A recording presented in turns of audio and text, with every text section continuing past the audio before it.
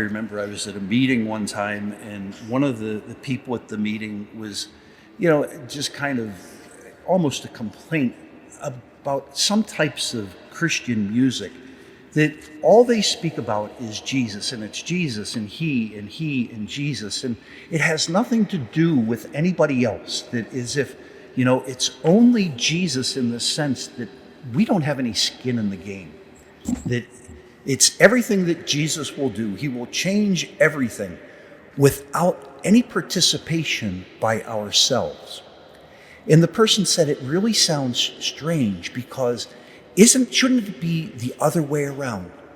That Jesus comes to the world through his people, and through his people, the world will know that it is he and us. And I thought it was a very interesting insight.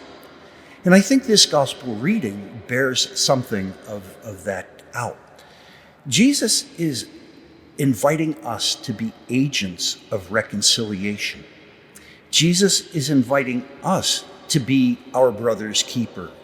Jesus is inviting us by the virtue of our lives being hidden in the very mystery of God, to help our brothers and sisters, not simply to say, God, would you please take care of that over there? That we have some agency, we have skin in the game to help us. Now, how would we see this? So many parents, in their efforts to keep their children in the faith, are just wonderful examples of that, to call out in a loving way where they miss the mark. Friends who watch over their other friends to keep them from wandering off course. I think it's a sign of a very deep love and friendship when we are able to call each other's attention to things that are not right. I belong to a religious community, and it is a fraternal correction, that if we live in community and, somebody is not living up to what we expect of each other, and it could be something as simple as not doing the dishes after you've had a meal, leaving stuff for other community members. But it can be for even more important things. A guy's, not showing up for morning or evening prayer, or a guy is not doing what he's supposed to do, or we expect of each other. It can be a sign of great love to go to someone and say, what's going on?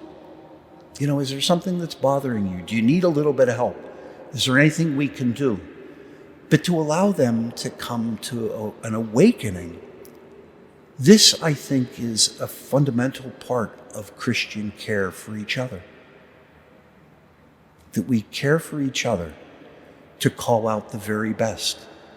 And if somebody needs our help or needs our assistance, that we are ready and willing to offer that.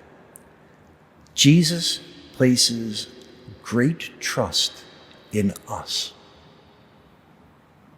to be our brother's keepers in the way that we can, allowing Jesus to be Jesus, but allowing Jesus to come to the world through us. Another loving and supportive presence for all the faithful.